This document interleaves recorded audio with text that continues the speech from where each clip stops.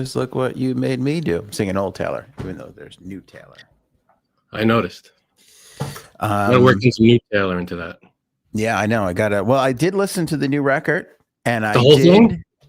Not the whole thing. All right, then.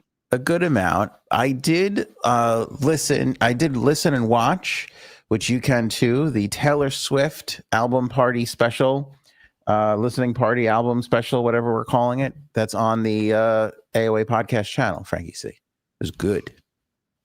Damn right, it's good. It's informative. I learned that Taylor Swift, we a bit of a potty mouth, a little bit. Oh, yeah. I didn't get up to that song that Erin C was referencing with the redwood and whatnot. Erin C went over every track, and it's called Wood, that track, and it's a little risque. Just before the show started, I said to my daughter, I go, new Taylor Swift came out. Did you hear it yet? She goes, no, I didn't. I said, okay, well, listen tomorrow. Guess what we're not doing tomorrow? Listening to the new Taylor Swift. Yeah. Why not? I don't know. I gotta get that Wood track off of there before I let her get it. Why? So your wife can't hear the... No, my daughter. Your daughter. I thought you said your wife. I'm sorry. No. Okay, yeah, of course. No, I don't think she... There should be... I don't even know if there's like one of those parental guidance things on it. Oh, I know, right? I don't know. I think they put E on it now on like Spotify. E? The hell? Explicit. Expletive. Anyway, Frankie C, we got a Friday show here, and I will prove that by telling everybody what topics we plan on discussing. That's something. It's a new way of doing it. It is. We'll try it. The Diddy sentencing. Boom. It's going down for real. It happened, baby. It did happen. Hamas, Frankie C, supposedly responding to the peace plan in a positive manner. I don't know. Ooh, that's something. We'll see. Epstein statue back in D.C. Morgan Wallen body cam footage released. Actress flips over being replaced by Haktua. The Riyadh Comedy Festival might be the most interesting topic of this episode, so stay tuned for that. But by far the most fun is going to be AOA Game Time when the great Erin C returns to this very show, which starts now. Oh,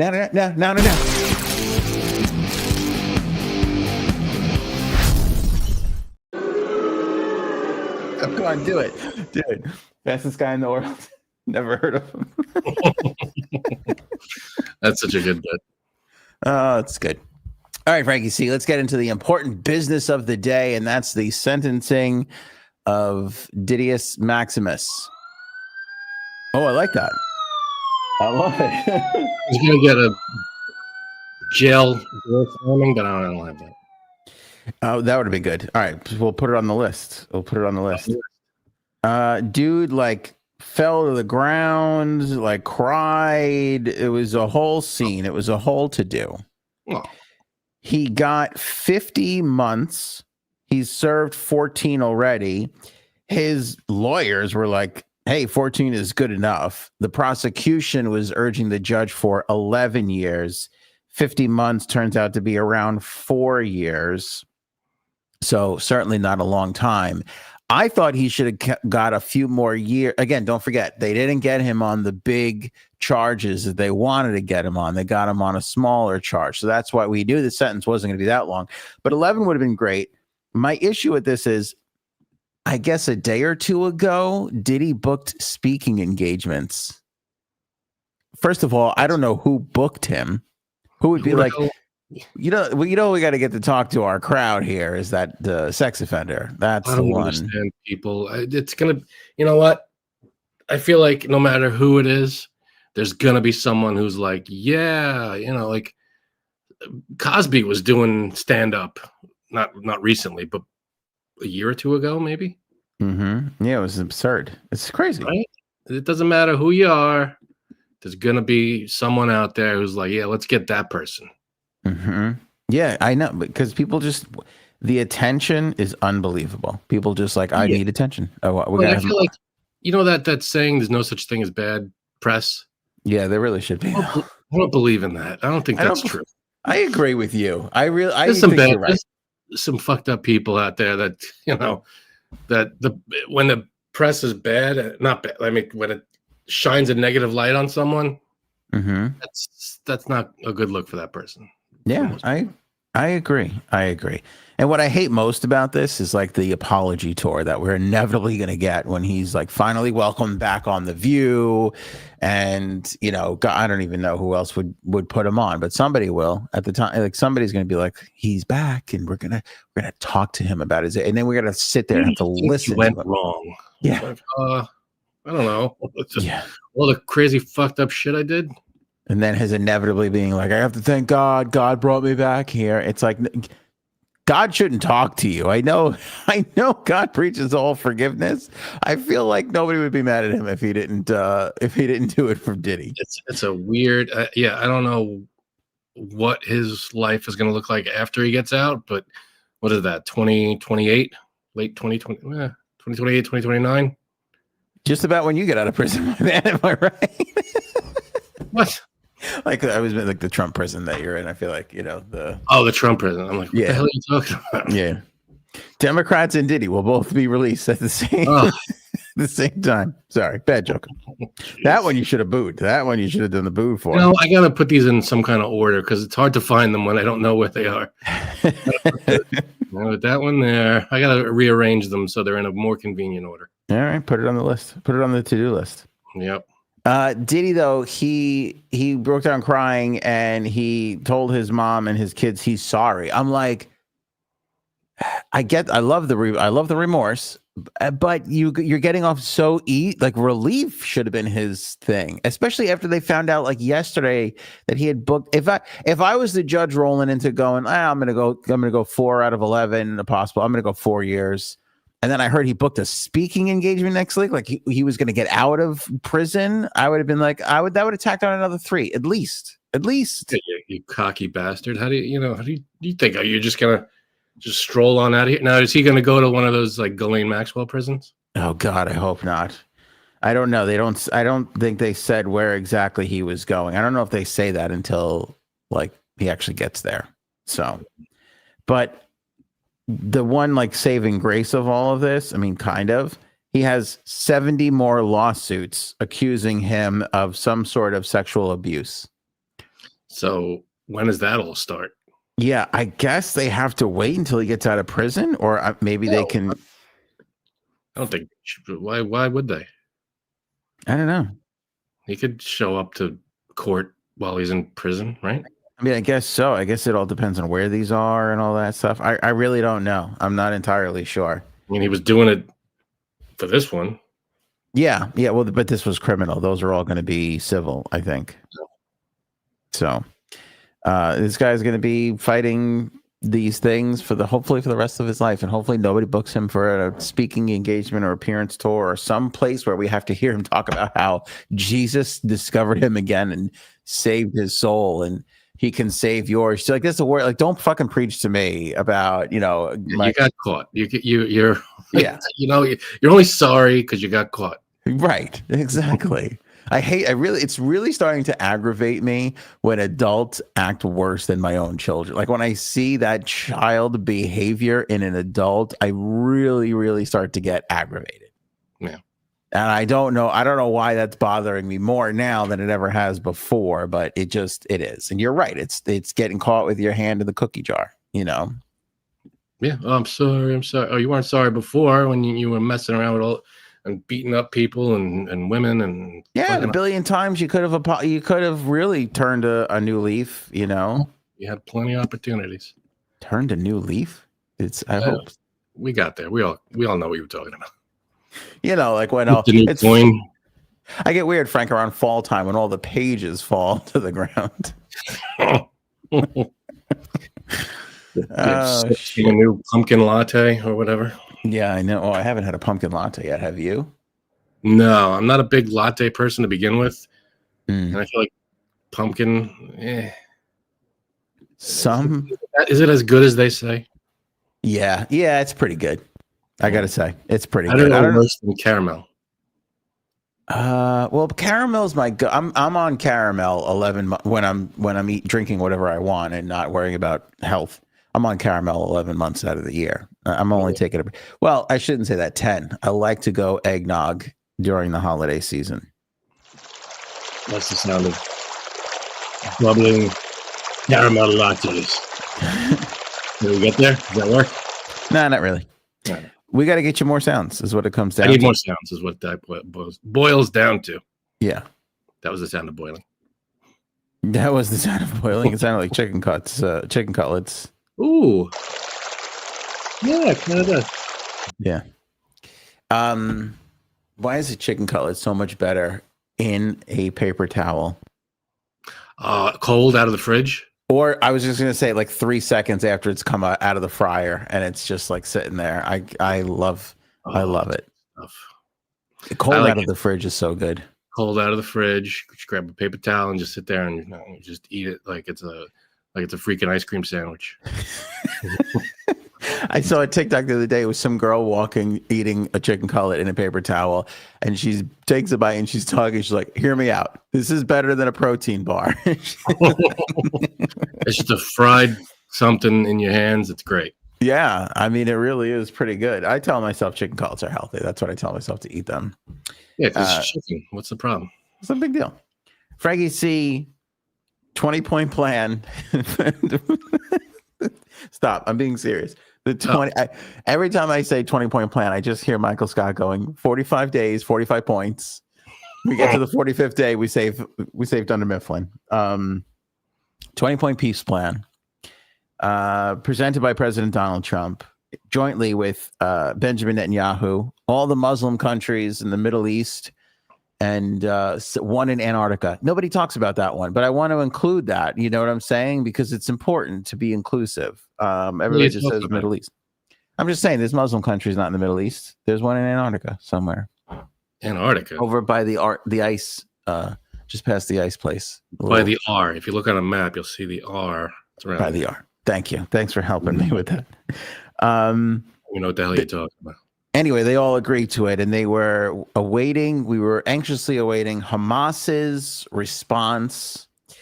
They have sent it. I will read you. Would you like to hear what President Trump said, or would you like to hear Hamas's response? Hamas's response, please. Okay. It's very long. Oh, then I don't want to hear it. Give me the gist. Give me this. Hey, ChatGPT, summarize this for me. Oh, I should do that. You think I could do it? Let's see what ChatGPT has to say.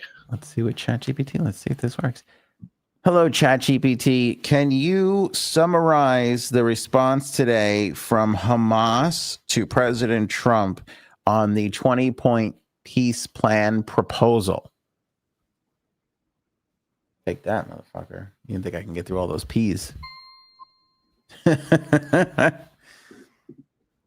I'll give you the. It's working. It's browsing the web for Hamas response to Trump plan. Short version. Now.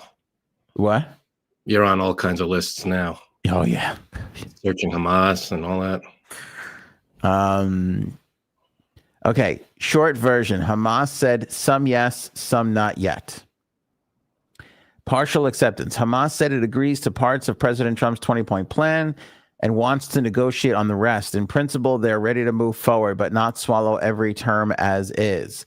They signaled willingness to release all remaining Israeli hostages as part of the deal, tied to a larger prisoner exchange on the Israeli side. That includes living and dead. They do have some deceased, unfortunately. Governance shift in Gaza. Hamas indicated openness to handing over administration of Gaza to a technocratic or a transitional authority, though the exact structure and powers still need talks. Red lines still in play, disarmament and long-term status of Hamas remaining sticking points. Outside mediators are pressing, like Egypt, Qatar, and Turkey, but Hamas hasn't publicly accepted disarmament. Ceasefire mechanics. Trump publicly urged Israel to pause bombing to enable a hostage release and deal sequencing. Israel has already backed the plan's framework, according to reporting. Israel what? Israel has already backed the plan's framework. Got it. Thank you. Clock is ticking. Trump set a deadline of Sunday at 6 p.m. for Hamas to accept. Warning, all hell if they don't. Expect intensive shuttle diplomacy until then. Boy, I got to tell you something. You know, there's probably some staffer in the Trump administration that got this on a Friday, and they were like, fuck, I was going to try and go somewhere this weekend. Now I'm going to be stuck here waiting for the rest of the weekend. Yeah. I mean, we all want peace in the Middle East, but for Christ's sake, you know how long I've been trying to get onto this golf course? You know, I mean, just become president. You golf every other day. There you go. Whoa. Hey-o. Hey-o. I hope this works. I hope peace is reached, and I hope the war stops. It'd be great. Be the worst thing in the world to happen to the Democrats. If this son of a bitch gets peace in the Middle East. Well, between these two countries, at least, that'd be great. But there would be no, that's your worst nightmare, isn't it? It's like, oh, it's almost the greatest and worst thing at the same time. Oh, that would be amazing. I would want war to stop. I don't want war to keep going just to make Trump look bad. Let me ask you a question. Did I have the Morgan Wallen body cam footage plate up the entire time that we were talking about? I wasn't looking at it, but yeah, that sounds right. There you go. Just so everybody didn't think I didn't have who's running this ship? What a dickhead. You know, how many podcasts has Erin hosted? 4, 5? She's definitely under 10. Smooth sailing. How is she doing such a better job? What do we have together combined? 50-something, 40-something years of broadcasting experience. And we can't look at the screen and go, wait a minute, that shouldn't be. Fucking assholes. Morons. Oh, it's the worst. The worst. The hell are we doing? We're not men. No, we are not. We are not. Oh, you were talking about. We were talking about pumpkin latte, and I went to go. This. I saw this fat fuck. He goes to Costco, and he goes. This is the. I don't know, some fat fuck on the internet. All right. He goes to Costco and he goes, this is the new viral pumpkin. I forget what he called it, you know, whatever. And I'm like, normally I scroll. I'm trying not to watch food videos, but I'm like, I got to see what this fat piece of shit has. What is he doing at Costco? What's happening? He bought an entire pumpkin pie, not a farm stand pumpkin pie, or I made it at home pumpkin pie, a Costco pumpkin pie. Feeds 20. Yeah, exactly. And I'm sorry, not to interrupt you, but yeah, Miss Justice kind of called it a while back. We missed that one. Sorry, Miss Justice. Oh Jesus! Look at it. What are we doing? What are we doing?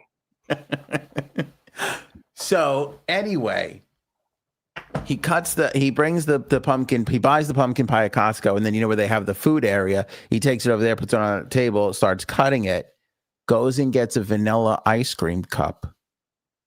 Takes half the vanilla ice cream, or not half, almost half of the vanilla ice cream out, puts it in a separate cup, takes the chunk of pumpkin pie, jams it into the vanilla ice cream, just sloshes it all around. So it's almost like a fribble or a. Yeah. Gotta tell you, I'm on board so far. I don't know where this, I feel like it can't get any better. I know.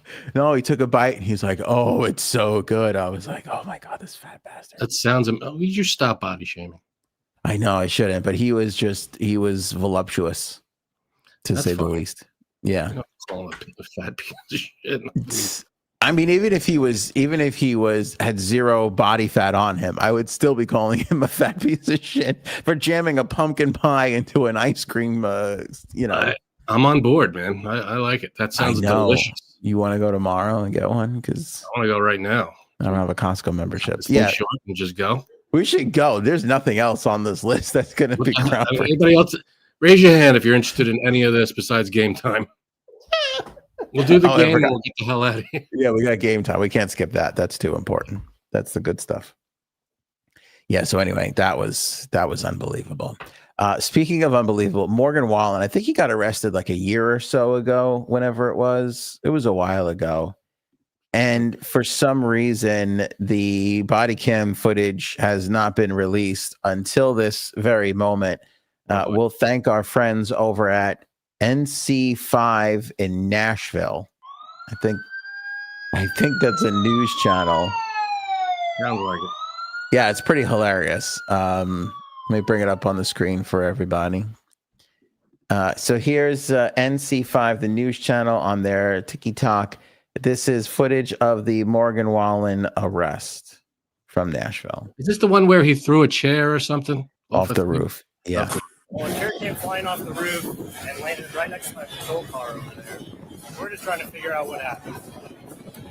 As you should. That's all Eric should. I am. So the cop goes, yeah, something fell. We got to look into it. He goes, as you should. And then it cuts to he's calling Eric Church because I think it's Eric Church's bar. Eric Church is another country singer. Artist, yeah. And then he's like, these motherfuckers are trying to take me in. Trying to take me out of it. Dude, they're right there. What do you do? Hi, Eric.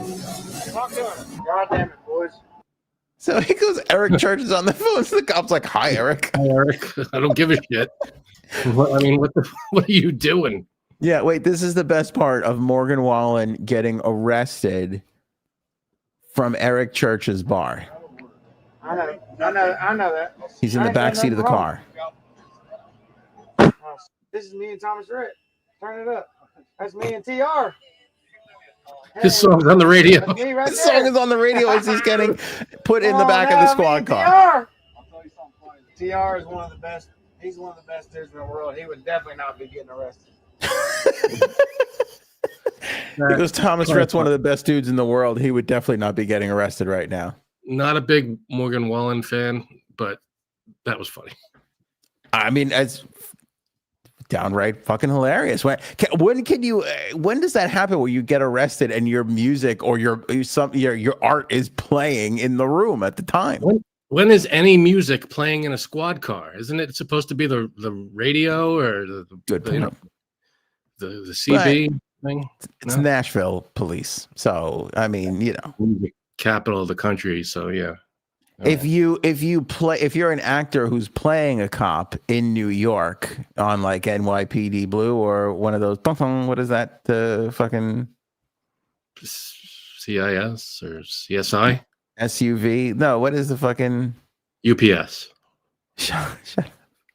What's that show called? Law and Order.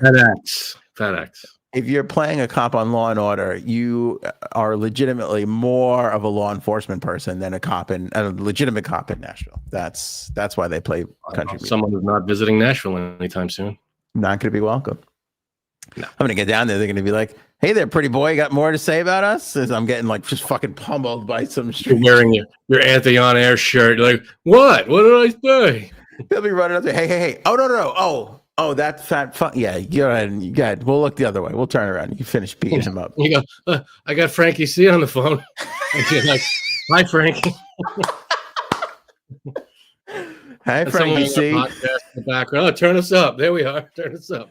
You're like, what's going on there? Oh, they're beating the shit out of him. Oh, they're beating the piss out of him now. That's it. Oh, man. I wish, I'm here in New York, not in the place I just insulted. So I wish I could help you, dude. They're going to be like, Frank, does he have insurance? How good is his insurance? Yeah, fuck if I know. So we're going to max it out. Oh, another little part of this. Do you know Haley Williams? She's the lead singer of Paramore. I guess she came out with a solo record. Okay. So she was doing a podcast the other day. It's weird how both of these things came out at the same time. She was doing a podcast the other day, and she has like a song on her solo record where she references or sings about a racist singer in a bar, like she's in a bar and there's the racist singer or something like that. Okay. And so the podcast host was like, do you want to say who it was? And she was like, oh, Morgan Wallen. She just was like, yeah, that's why I'm not a huge fan of his. She's like, Morgan Wallen's the racist in the thing. And she was like, I mean, it's pretty obvious, right? And it's so interesting that she says that because it's like, there are some people that harbor that resentment. Like I never forgot that for people who don't know, he was just like, he was just drunk, spouting out the N-word one night, and that got put out in the world on someone's ring cam or something. Oh, that's right. Yeah. It was a ring cam, not a cell phone. And he lost SNL. It was like a whole big thing. But like there's other people that were just like, okay, he made a mistake. Whatever it is what it is. It's like one of those weird things. Like I'll never forgive Bill Cosby, but who's the Mel Gibson? Like I would watch a Mel Gibson movie. I don't know if I would go to the movies, but I never forget. Like I can't get it out of my mind. That's a fucked up situation. He's the racist stuff. The didn't he like abuse his wife? I don't know if he abused his wife. I don't know. I mean, there was recordings of him flipping out on her. I don't know if he ever laid a hand on her. I don't remember. I feel like that could have happened. He was. He might be. I don't know. He definitely was screaming at her. That's where the racist tirades came from. You know, right? That's kind of where it all came from. But it's the thing is, like, you associate with with him from now on. Exactly. So it's like I just can't deal. But the world has forgiven Morgan Wallen. You know, I mean, I feel like for the most part, like everybody in country music, it was like, you know. I feel like right after that came out, he was all of a sudden #1 on the chart. Like, yeah, that was quick. Yeah. Do you think the country music people check with Darius Rucker? Do you think they're like, hey, well, listen, we were talking, thinking about forgiving Morgan. How do you feel about it? I don't know, man. Or do you think they didn't? Because I feel like you should, you know, that would be also insensitive. Yeah, I think everybody should have their PR person on top of shit and be like, you tell me what to do because I'm obviously an idiot. Yeah, we're going to talk, Frankie C, about forgiveness when we talk about the Riyadh Comedy Festival. So stay tuned for that. What is a Riyadh Comedy Festival? Exactly. The Donald Trump, Jeffrey Epstein statue that was up in D.C., I believe on the mall. I put my hands up so you're going to know I'm not pressing the buttons. That's too short, that applause. The statue of the two of them was taken down after it was up for a couple of days. They said there was something wrong with the permit. Which is bull. It had a permit to be up till like Sunday. They took it down Thursday or Friday. Well, whatever was wrong with the permit is now not wrong with the permit because it is back up and it is going to be there until I'm killing right now. Did you hear the applause, Frankie? I'm murdering. They love you. Keep it going. They're loving it. They're eating it up. It's going to be up there until October the 6th. So the original date has been restored. It'll be up there. Just a few more days to go and get your picture taken in front of the bronze. Oh, we got to go to that. Can we do that? Epstein Trump statue. Friends Forever, I think it's called, or something like that, or Secret Friends, or whatever. How long of a ride is it to DC? You know, it's about 4 or 5 hours. 4 or 5 hours. We can go do that. Stop for cheesesteaks on the way. That's the thing. You run it through Philly. See, now you got me. I had a fat fuck moment today. I drove past the pizzeria and I was like, I've been great for a long time again. I'm like, I'm gonna get pizza. Walk in there, they got cheese steak egg rolls. What? I go. So it's all the Philly cheesesteak ingredients inside of a fried piece of dough. Egg roll. Egg roll. Yeah. No, because it specifically said egg roll.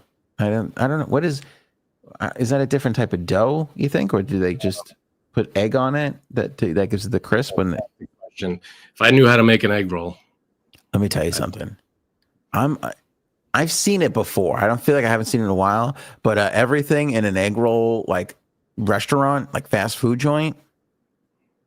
I mean, there aren't enough foods stuffed inside of other foods and then fried. Yes. Now, I don't want to say the name, but there on Long Island, we have an empanada place that's pretty much island wide.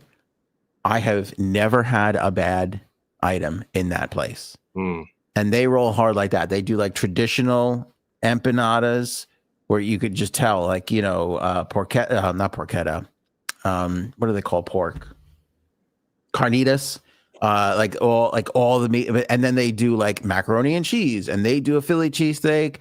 Every fucking thing in that place is phenomenal. Like, I've never had a bad empanada there. That sounds amazing. Now, when Erin and I were looking for a house, we almost got a house that was literally on the same block as every fast food place you can imagine. The house was for sale, and we were like, this is great. And we looked, and there was like McDonald's, Burger King, Taco Bell, Wendy's, and then it was all these other restaurants.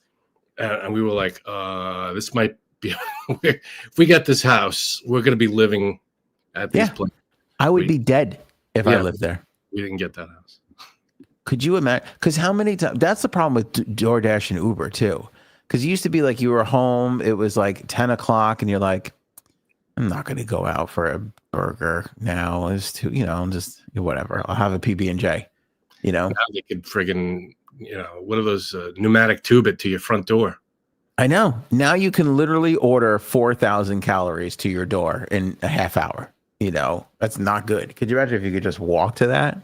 Oh my God. I'd be getting a double-decker taco, then going to get nuggets from McDonald's. You do the rounds, man. You do like not a bar crawl. I guess I don't know, lard crawl. A white trash crawl. Just a awful regret crawl. Remember the white trash buffet? Do you remember that? Yeah. Is that like culturally insensitive to say that? I don't know. It's weird to say, but maybe. Frankie and I worked at a radio station. It was a group, and we had a holiday party, / client party, which I never, thinking back on it, I never understood putting a bunch of depressive, crazy maniacs who talk to themselves in a room, right? Into a room filled with they're all alcoholics and drug addicts in fucking Calorie Call is good in radio. Why they would put them in a room with an open bar and all the clients who fucking pay the bills. I mean, it was nuts. The embarrassing shit that used to happen. I watched a grown woman fall off a chair that she had been sitting on for a good 7 minutes. Just fucking fell off it like she was on the goddamn Titanic and it was tilting. Wild times in radio, my friend. Oh, it was crazy. But the next day, we used to gather in the conference room because everybody was hammered, and God knows who got, had to get bailed out that morning. And they would send out like all the interns out to each fast food place with like $100. And they would all order a bunch of shit. They'd bring it back in boxes. They would literally dump the boxes in the middle of the conference room table.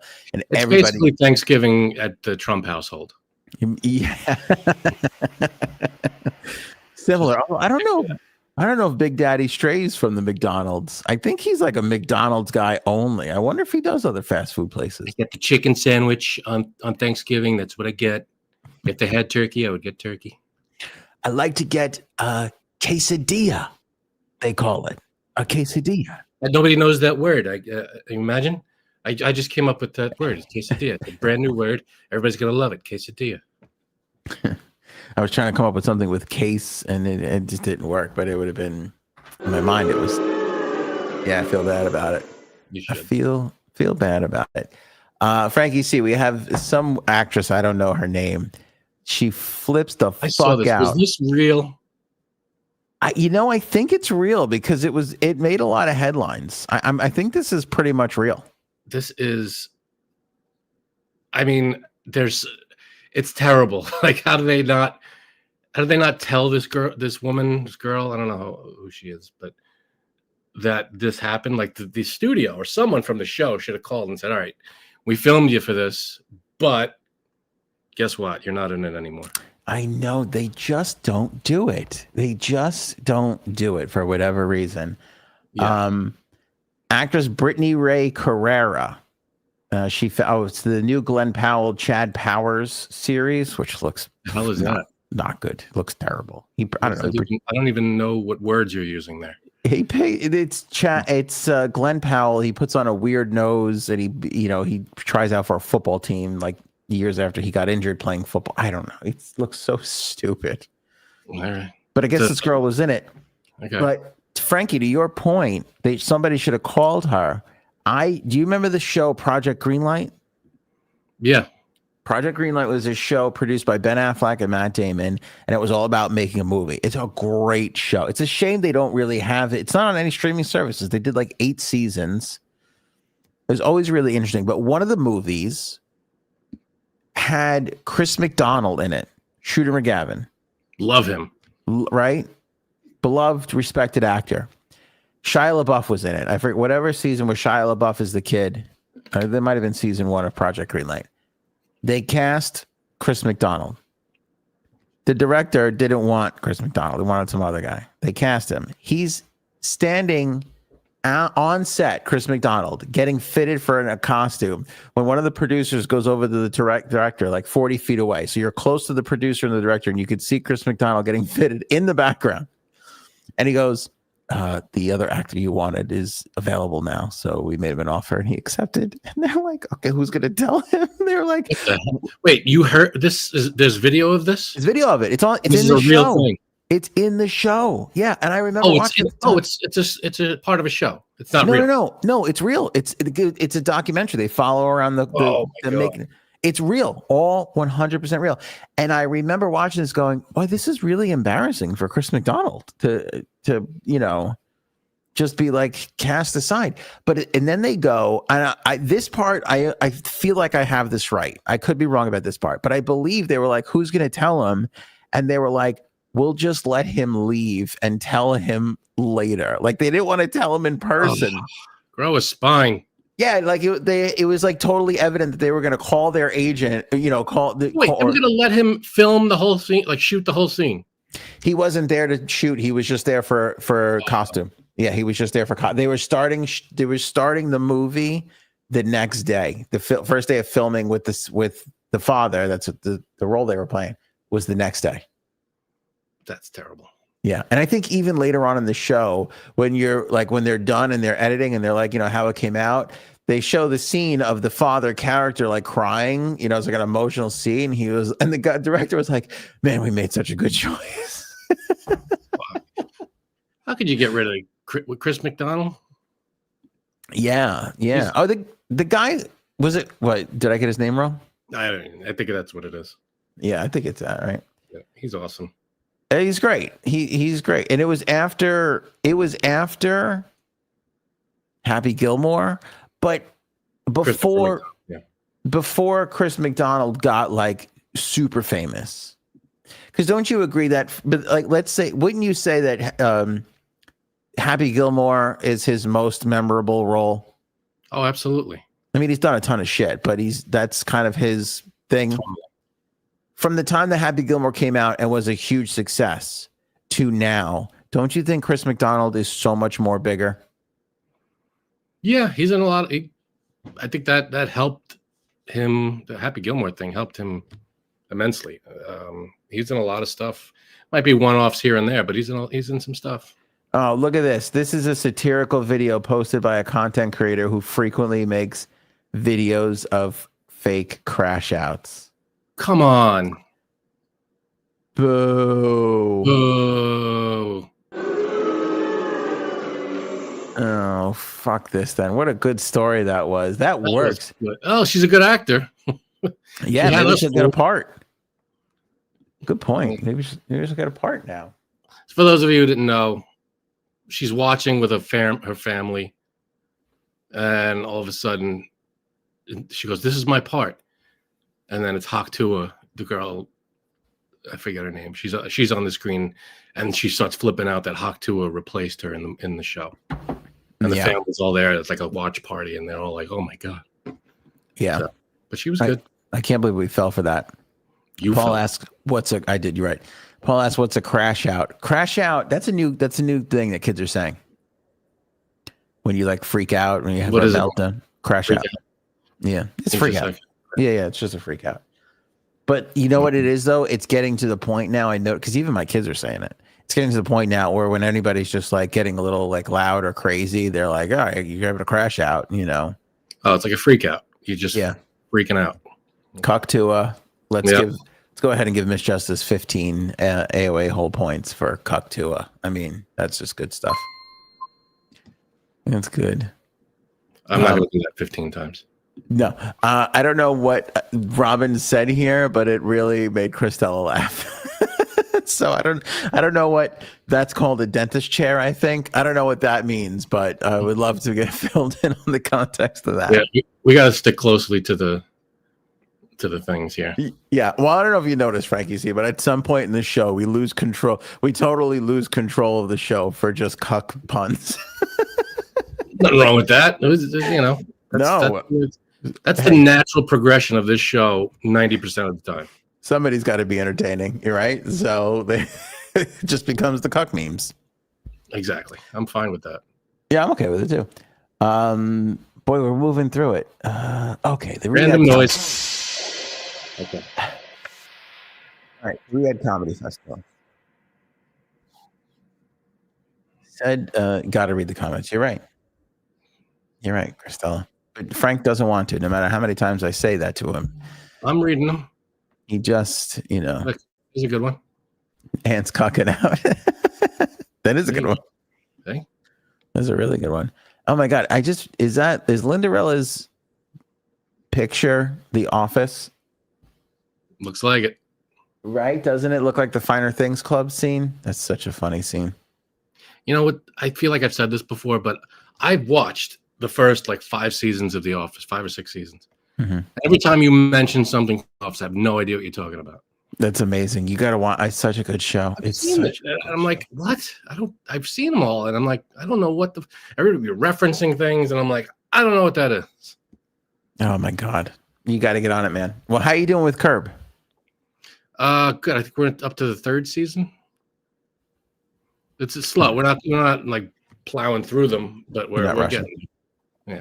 It's so good. It gets better. It gets better and better. Right. No, it's terrible. There's not a bad episode so far. Yeah, I know. Hang on, Frankie. What is this Riyadh Comedy Festival? I'm trying to order a beer here. Okay. Settle in, everybody. I want to talk about this because I think this is really fascinating. This is a really good, fascinating podcast topic. Mm-hmm. And I want everybody's opinion. I really like when I tell you I am genuinely going to read everything that everybody writes about this. Hang on, Frankie. I'm putting a beer order in. The suspense is killing me. I know. I'm sorry. I think you're going to like it. And then we'll get Erin in here to talk about a bunch of stuff. Okay. So the Riyadh Comedy Festival was a comedy festival that happened in the Middle East. And it was being funded, run, booked, everything by a royal family member in Saudi Arabia. Okay. For a little context, the last big meltdown with all of this, or crash out, if you will, Frankie C. I could talk like the youngins. Hey, look who's hip. Look out, everybody. The last crash out about this was Live Golf and PGA. Live, the Saudis, put a whole bunch of money into this new golf thing that took on the PGA, and they eventually wound up merging and taking over everything. And then everybody criticized them, including Rory McIlroy, and all these people were being highly critical of Live Golf because Live Golf was guaranteeing players' salaries. They weren't just winning prize money like they do in the PGA. And everybody was talking about them taking money from terrorism. Those families have been long rumored, I guess we have to say, to be funding terrorists and 9/11, Al-Qaeda, all the things.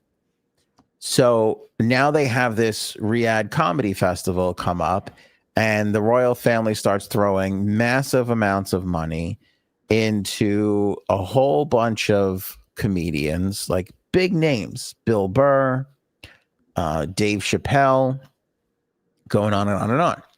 Mark Maron, David Cross were 2 guys who were openly speaking out against the Riyadh Comedy Festival. And they were basically saying they were just throwing a ton of money at all of these comedians, and they were paying way over. Oh, I got a new cup too.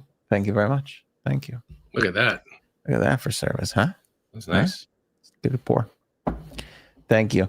So David Cross and all those guys, they were highly critical of everybody who was performing.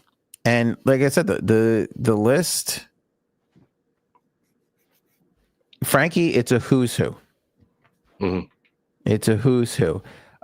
Wayne Brady, Hannibal Buress, Bill Burr, Jimmy Carr, Dave Chappelle, Louis C.K., Whitney Cummings, Chris DiStefano, Ben Hart, Kevin Hart, Gabriel Iglesias, Jessica Curson, Joe Coy, Bobby Lee, Sebastian Maniscalco, Sam Morrell, Mark Norman, Russell Peters, Andrew Santino, Andrew Schultz, Tom Segura, Chris Tucker. It's a massive It's a big thing. list. That's Huge list. Those are some heavy hitters. It's a huge list. Tim Dillon made noise for being removed from the list. And some comedians said that they weren't going to perform, even some after initially agreeing, because obviously with all the things. The most interesting comedian who appeared at this festival was Pete Davidson. Pete Davidson's father died in 9/11. Wow. So you have David Cross, Mark Maron, all these people speaking out against anything that's funded by the royal family in Saudi Arabia, criticizing all those people for taking terrorist money. And a guy whose father died in 9/11 was just like, I'll take it. And I saw an interview with him because everybody started talking about this last week before the festival happened. It already happened. And I didn't want to talk about it then at the time. And I didn't want to talk about it until we hit the Pete Davidson thing, because I saw a clip of him on this show and they asked him about it. And he was like, oh, why? Because my dad died at 9/11. He goes, honestly, I look at the date and I look at the bag. Bag is a slang term for money, what they're paying you for the night. Because I look at the date and I look at the bag and I just go, all right. He goes, I don't care where it is. So I heard that when he goes, I don't care where it is. I heard that and I was like, all right, I'm an American. It bothers me. 9/11 bothers me, right? Bothers me. I didn't lose my father in 9/11. Feels like Pete's got a little bit more of a gripe in that area than I do. So I could take a back seat to him. If it bothers me that all these people are taking the money for it, which I'm not saying it is, but if it does, how could I be really, really bothered if that guy is like, whatever? And then I started to think about the life of a comedian and an entertainer. Because I always think about right now, who played George Costanza? Jason Alexander. Mm-hmm. Alexander is in a mustard commercial. Have you seen it? No. He does all types of commercials. He's always been in commercials. He plays 5 characters. He plays himself. He plays his mother, his grandmother, his father, maybe an uncle. I don't know. It's all him dressed in different things and all that stuff. And he gets a hot dog and he pulls his own mustard out of his back pocket and he puts it on. It's the stupidest commercial. I have to tell you, the guy acts brilliantly. And I saw the commercial 7 times during the Yankee game last night. And every time I started laughing harder at the faces he was making as the other characters. I'm like, this guy's such a great actor. But I started thinking, I'm like, he doesn't need the money. Why is he doing this? Why is he in a fucking mustard commercial? Maybe he likes mustard. That's the other thing. The people on that list, you think they need that money? They're all very big names and they're not desperate to take the gig. Right. I don't think. Does that make it worse? I never heard of a few of them, but for the most part, most of them are pretty well known and can get a gig anywhere. Yeah, but does that make it worse?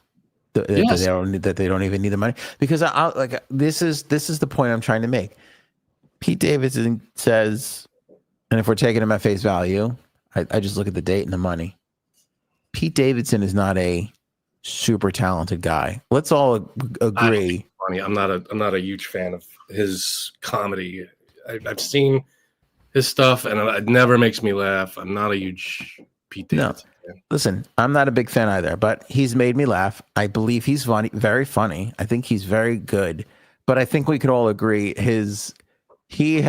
what he has gotten in this lifetime has far exceeded his talent. Like he is. Oh, absolutely. I don't think he did anything extraordinary on SNL. There's not really anything. Yeah. Stands out in my mind. Robin's got the only one, and that's what I was going to say. Chad is very funny. Chad is one of the things that he did on SNL that was very, very funny.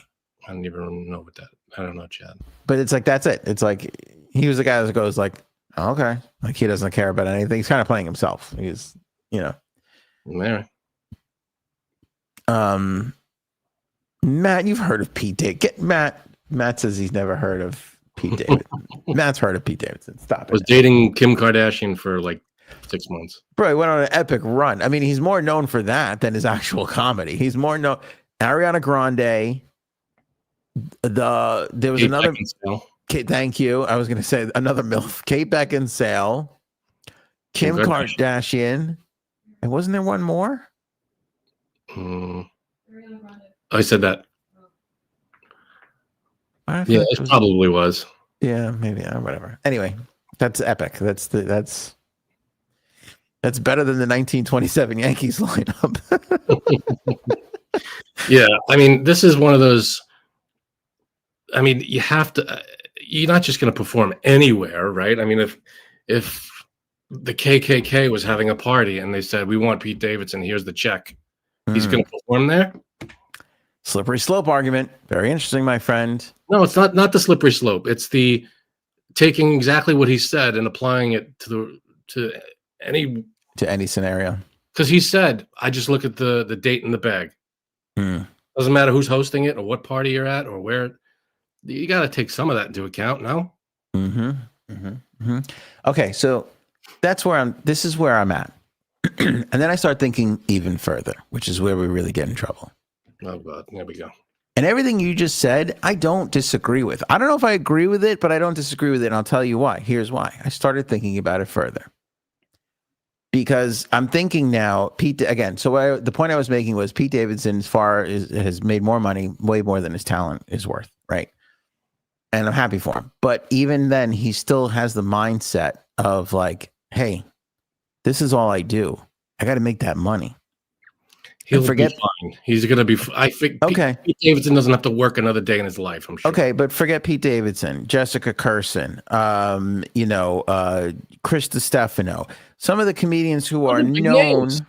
They're known. They're doing okay, but they're not guaranteed to work for the next 20 years, which they're going to need to do to live. Right. There's also, I get it, but you also have to take into account selling out. Yeah, Frank is making a great point. Okay, but listen, this is where I want to go through all of this, and then I want to ask you the question.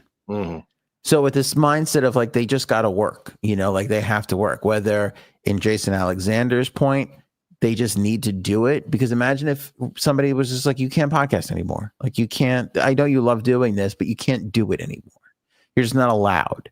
You've made too much money to do it anymore. Nobody's going to like you. Comparison, because there's always there's always a medium for comedy, especially for these names.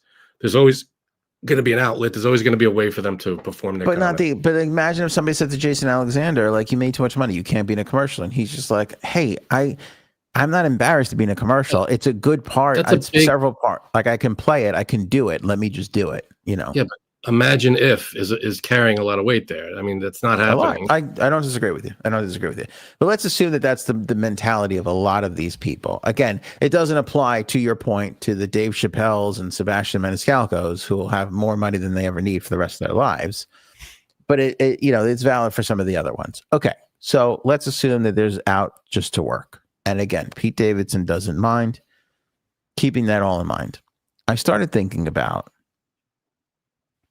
what it would be like if the Japanese never forgave us for dropping the atom bomb, right? I mean, again, they attacked us with the Pearl Harbor, the atom bomb. I get it, but I'm saying we went to a horrific thing was done to their people. What would that be like if they never forgave us? If they never entered into treaties with us, trade deals, partnerships, all that kind of stuff. And that made me wonder, do we ever get to that point as Americans? Do we ever get to a point like Japan where we go, you know what? Those people did a horrific thing to us. That's not how it went down. What do you mean that's not how it went down? After World War II, Japan went through a huge change. The government changed, the whole what's it called? Political, economic stuff. Everything kind of changed, and that the war ended, and they kind of were everything over there kind of changed. So it was a different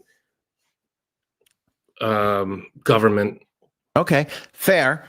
But the people, it's the government. My question, Yeah, but it's also the people. Like those generations could have grown up, son of a bitch and us, cursing us for the rest of their life. At some point, that didn't happen. It stopped. There was a forgiveness there, even though these terrible things have happened. By the way, also in our way, I think a lot of it due to the fact that we did drop the atom bomb. But what happened in Pearl Harbor was terrible. Yeah, and it was a war. There was forgiveness in both direct. Like we've put it behind. They've put it the conflicts between the Americans and the Japanese right now behind us. Right? They put it behind us. But the problem is the same regime that is still there. Is still. Correct me if I'm wrong. The journalist Khashoggi. Yes. Yep. The same thing. Same stuff. That's the same. That's the government that did that to that guy. Mm-hmm. And they're still in power, and nothing was ever. There was no. Oh, we're sorry. How do you apologize for that? They literally just kidnapped and cut up a guy. Yeah. And that was it. And now. So is your point until there's a regime change? Well, yeah. Until there's a regime change. This out, but I don't know. Like there can't be forgiveness until there's a regime change. Is kind of what you're saying. I don't know. I don't know what the deal is with that. I'm sure there are other paths towards forgiveness besides a regime. I don't know. But again, I'm not the ambassador that's going to figure all this out. I'm the podcaster that's talking about it without all the information. Yeah. So I don't know. I'm not going to make an informed decision on this, but I feel like there are other places, and it's not the people's fault of the people of the country. This is the governments and this and that. There's a lot of politics involved, but if there's a certain power behind boycotting that should in a lot of cases be exercised. What if all of a sudden Putin wants to have them do a show? Are they going to go do that? They said, same amount of money. You get, Whitney Cummings, Bill Burr, here you go. Here's the same check. I want you to do a show in Russia to our Russian troops. Right. I listen, I don't disagree with what you're saying. I'm still like thinking it out in my head because I just think about, and then here's the other thing I think about. I really want you to think about this. I have news for everybody. Your old pal Frankie and Anthony here are not pulling in millions of dollars doing this podcast, right? Look at the state of this coat rack. You think this coat rack, it's missing an S and one of these hooks. So exactly. And we appreciate all the memberships and people who watch all the ads and stuff like that and who share the episodes. By the way, congratulations to Robin for being a member for 42 months. Oh my goodness. Amazing. Thank you. If you haven't become a member, please do so. You could do it for as low, Frankie C, as $2.99. That's not bad. It's a good deal. Scan this little QR code right here on your phone if you're watching on your tablet or your TV, and you can just sign it up right there on your cell phone. Become a member. Your support really sound of scanning the barcode. It's good. What is it? What is it called? QR code. QR code. Thank you. You can your help, your membership fees will go to support the podcast here and all the costs we have associated with doing it. So my point of what? Christella has a good idea. A GoFundMe for a new coat rack sign and a cock chair. See? It's so stupid. That would be good. That joke did not need and a cock chair, but it did. You know what I'm saying? It works. That's a good. That was as excessive as putting a pumpkin pie in an ice cream cup. Okay, you're like, this I'm is not against necessary, but I'm here for it. So anyway, we're not pulling in tens of millions of dollars doing the podcast. We're not pulling in ones of millions of dollars. Frankie, if I come to you and I go, hey, buddy, you're not going to believe this. Yeah. But the Saudis came to us and they're going to pay us, like $30 million just to do a live podcast in Saudi Arabia. I don't know. What is a city in Saudi Arabia? One of the cities in Saudi Arabia. Is Riyadh even a city? I don't even know if that was like the New York Comedy Festival for over. I don't even know. Is that just like a thing? I have no fucking clue. Anyway, if I said to you, we're going to make 30 million to do one podcast in front of people in Saudi Arabia. Mm-hmm. Honestly, I don't want you to answer right away. Could you turn that down? Yeah. And if you could, what? Sure. If you could, is there a number that you couldn't turn down? I don't even think it's about it's not about the money. It's okay. I'm going to tell you something. Is there a number if let's say Putin, I'll give a more an example that more people can a cleaner cut example relate to. Yeah. Well, I feel like I don't know. I mean, the Saudi Arabian government, I'm not as familiar with all the stuff going on over there. I know a couple of things, like I said, the Khashoggi thing.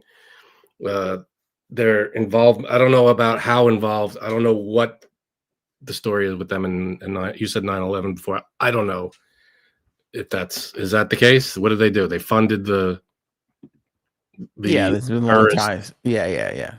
So no, I'm not performing for them. Mm. If that's the case, then no, I'm out. It's like saying, all right, would you perform if the government called, if the Russian government called and said, we want you to do a show in front of our Russian troops, the same troops that are invading Ukraine. Here's $30 million. Are you doing it? That is for you. Not only am I doing it, you're doing it too. You may not know it. You can AI me if you want, but no. If I have to AI you, if I have to come to your home and drug you. If Trump called me up and said, here's $30 million. I want you to be at the White House for my dinner. We're having all, Oh my God. Is it in the ballroom, the dinner? Probably. I would love for the next president, whoever comes in, to turn that ballroom. See, my idea would be you turn it into like a homeless. Oh no! You're wrong. It'll be a Pilates studio. It'll be the Pilates studio. No, I'm telling you, you set it up so that you sell all the gold bullshit, even though I'm sure most of it's plastic in the Oval Office. I'm sure most of that's plastic. But you turn the ballroom into like a homeless. You come for a meal. You could, if you have to spend the night, there's a clinic, there's showers, there's clothes. Turn it into a nice shelter. It's the people's house. It's the White House. Make it for the people. If you're gonna have a huge room like that, turn it into something that the people could use. And I think that would be the greatest.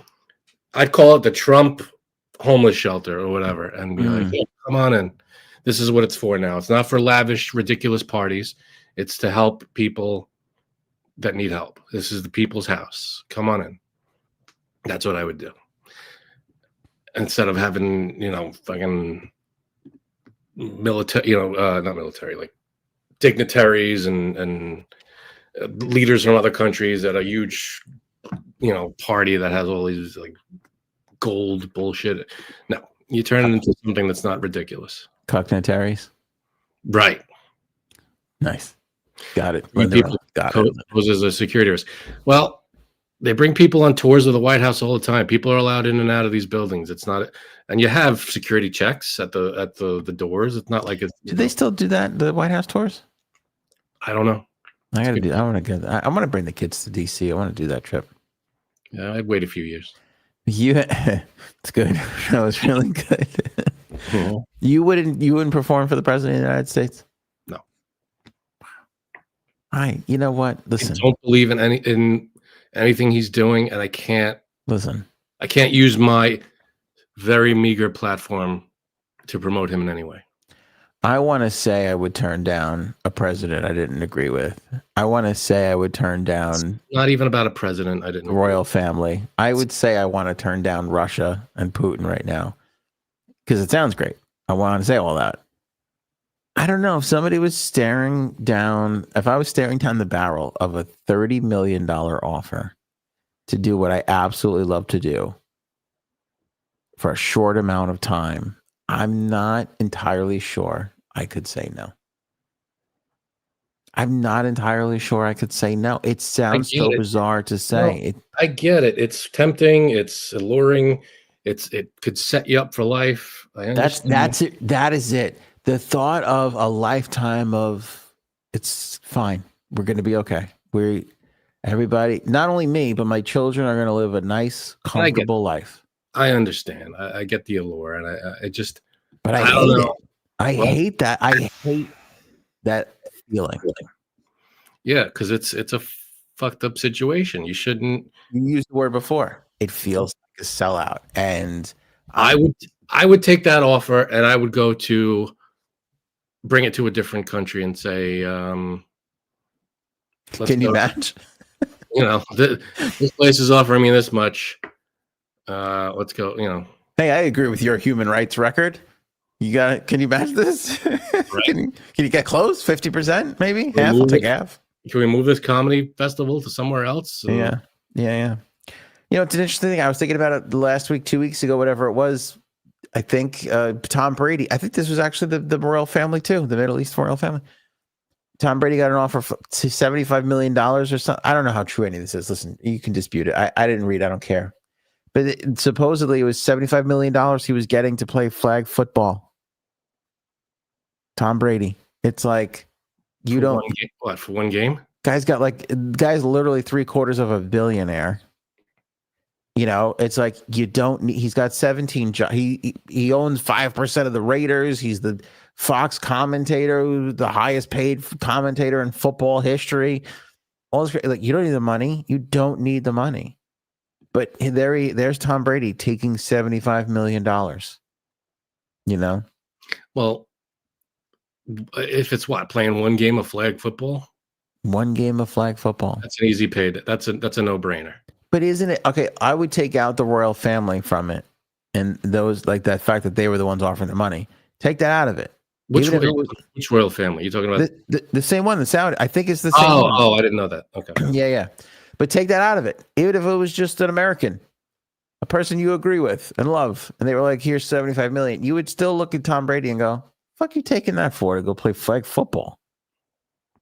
Because you would just feel like in Goodfellas or whatever, one of the mafia movies, they always go, "Oh, in our family, the worst thing in the world to be a rat is." You want to know realistically what it's like? The worst thing in the world to be, from where Frank and I grew up, is a fucking sellout. Like that was the worst thing in the world to be. Now, is this comedy festival, is it put on by the government? Is the government hiring them? Is the family? Yeah, it's weird. I don't know how it all works with their government over there, but it's like they're all, the whole family, they all got a thing. And one of the family members is like the sports and entertainment guy. He's the one fucking throwing all this money around. It would be probably different, I guess, if it were just like a comedy club in Saudi Arabia. That's probably not that's right. It's not the people's fault. People there are innocent of this stuff. If the royal family there, the people who are murdering, it's a different story. Yeah, but I always think about this. In my radio days, I was close with a lot of the theater people, right? Mm. Paul Revere and the Raiders. Sure. Okay, what was their big hit? Do you remember? I can't remember. Come on, you're on Classic Hits Radio. Oh, Paul Revere and the Raiders. We play the 70s, 80s, and 90s. Yeah, actually, you're right. What oldies are now is aged out of that. I forget what their song was, but anyway, if you look them up at the time, they were massive in the 50s or the 60s, whenever it was that they hit. They had a song that was such a huge friggin' hit. They made so much money off of it. Mm-hmm. So that was a million fucking years ago. They're playing one of the theaters and talking to the guy who runs the theater. And he's like, hey, can you mention this Paul Revere show? Give us some help. Yeah, sure, no problem. So I said, I bring it up, make a thing. Talking to him a couple weeks later, he's selling his tickets. He goes, no, man. He goes, nobody wants to come fucking see this show. And he goes, I'm talking to the tour manager though. And he goes, they're panicking because they feel like their time is up. And then he started waxing poetic about how every artist, every year they go, am I going to work this year? Is the magic still going to be, are the dates going to be there? Are people going to care enough? Sure, I get that. But Bill Burr, Dave Chappelle, Whitney Cummings, they're not Paul Revere and the Raiders. They're not. Yeah, they're far better. They're in their prime right now. Paul Revere and the Raiders had, I'm sure they were huge when they were out, years after. But now, they're probably less known, which happens. It's fine. But I feel like Whitney Cummings and all the names you said, Bill Burr, whatever, they can get a show anywhere. They can walk in literally anywhere and go, I want to do a big show here, thousands of people. And they'll go, all right, just give us a date. Yeah. It feels a little strange. Yeah, I'm not wild about it. I'm sure they have some kind of justification that they say, or have they been asked about it? Some of them have. They're all saying different things. Some of them are apologizing for it, which is kind of hilarious because you could tell like they didn't want to do it, but it's like they that's big money for them. Some of them, this is like they can live. Big money for anybody, but like I said, most of the people on that list are I would assume are well off. I don't know their financials. Yeah. But I feel like there's a couple things going against me being like, this is fucking terrible. Because that's my initial response. Right. It's the Pete Davidson thing. It's like, even whatever his reasons are, if he can forgive, then what right do I have? It's they gotta work thing. And it's also could I turn it down if I was really staring down the barrel of that money? And I want everybody to really think about that, because even the most moral person would be like, wait, you mean I don't have to get up and slug it out at this 9 to 5 or 8 to 5? You hear this now? Everybody's forcing people to do 8 to 5. It's extremely tempting. It is. It's is that what they're getting? Is it 30 million a person? Nobody knows because they're not saying it publicly, but Tim Dillon said it was insane. It was ridiculous money. He said it was ridiculous money, and Pete Davidson alluded to that too. It's all way more than what they usually get. I'm sure, but I don't know, man. It's one of those. I'm sure they have their reasons and like, oh, whatever, but I don't know. I don't see it. I saw one guy did a joke about it. I don't know if he was really going, but he was talking about how people are being canceled. He's like, you're going to cancel me. He's like, what do you want me to do? Cancel that gig? He's like, oh yeah, sure. No problem. I'll just do 475 shows this year to make up the money, in 365, he's basically saying it's impossible. You can't say no. It's the money that you just can't say no to.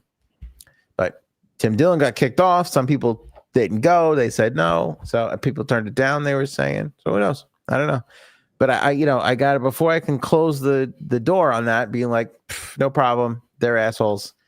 There's a couple things that started to make me think. And then my example of like terrible wars were fought, not just World War II, but terrible wars were fought. Awful things were done from one side to another. For the most part, everybody's getting along. There's, aside from Ukraine, Russia, everybody's doing okay. All those old grudges they're not there anymore. But this one is still kind of there. I mean, the regime is the same. There wasn't any kind of restitution or what's it called? Like accountability, that kind of. You know what I mean? Like there wasn't any consequences in government wise. It doesn't seem like it would be. Like it's not that stuff isn't over. That stuff's not behind us. So what's funny? I'm agreeing with you, but I still feel like I don't know. I'm undecided on this one, and I'm There's gotta noticing. be a line. No, I mean, how could there be? So for any amount, if there's a name your price, you'll do any show anywhere, literally. I want my pride tells me, nah, there's no amount. I can't be bought, Frankie. I can't be bought. If you ask Anthony 10, 15 years ago, I believe that to my core. Now it's still what I want to be. That's what I want my MO to be. But I'm sitting here going, I don't know. I know. It's because it's very tempting. I get it. I'd love to make sure that my kids will be okay and also sit on a beach for the rest of my life. Like, oh my God. Like, I don't know if, again, it's as I'm getting older. Like I was going to say before, I'm increasingly becoming undecided. I'm finding more and more. I say to myself, oh, I get what both of those sides are saying here. I understand what's happening here. I know. But you have to also ask yourself, if I don't do this gig, are my kids going to starve? Are my, or just going to have, do you, of course, everybody could use the money, but are you in dire straits? Are you getting kicked out? Are you scrounging? You don't know where your next meal's coming from. No, it's not that bad. Of course, it's not that bad. Thank God. If it was that bad, I could see you going, all right, I don't know. This could get me out. This could literally save my life. I don't know, maybe. But but if it's like I'm living comfortably, I'm working 9 to 5, and they're throwing this thing at me. I don't know. And these people aren't just living comfortably. These are big names in comedy. These are people that I'm sure are well off. Some. Which is interesting because then it becomes, well, are we making these decisions based off of the size of people's bank accounts? Well, what do you mean we making these decisions? They have to make their decisions. Yeah, no, I'm just saying, like, are we making the judgment like, well, that one needs the money, I get it, but this one doesn't need the money, so fuck him, I don't know. So I'm sure each one of them has their own reason for accepting. Maybe ever think you're just a more advanced soul. Maybe that's what it is. I'm not saying that. Maybe you're farther down the pipe. No, I'm not saying that. I'm saying I don't know their reasoning. I'm sure I would love to hear their reasoning. I would love to ask and know how they feel about the things that have happened and how they could push that aside and just take the money. I don't know. Is there a moral line when it comes to that shouldn't be crossed, or is it okay to take that money and just because otherwise, because it'll make them whatever millions of dollars poorer. Like in other words, that what I mean. Like instead of a bad government using that money for something bad, they'll give it to people that could take it. I don't know. Let me give you a famous moral quote from a famous philosopher. Everybody's got a price, and that was Ted DiBiase. Okay, I learned that a long time ago when he said, "Everybody's got a price." I'm going to quote Virgil.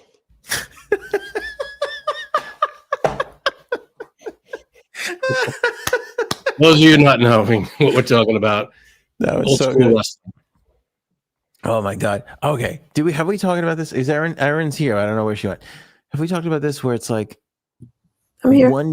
Thanks, Erin. One day they just started letting Virgil wrestle, and like he took off like his gear, and then he was like 1/10 of the size of Ted DiBiase, and you're like, why is the smaller guy the bodyguard for the bigger guy?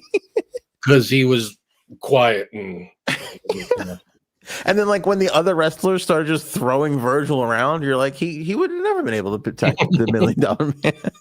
I don't know. He looked like he could take on anybody, though. I felt I was intimidated by him. He looked. Remember, it was WrestleMania 3, or I think, or 4. They had the Slammy Awards. I think we talked about this, and they had songs throughout the night. It was this big ceremony, and the last song of the night was called "If You Only Knew," and it had all of the wrestlers on stage, the good guys on one side, the bad guys on the other, and Virgil was in the middle. And the good guys and bad guys were all doing this.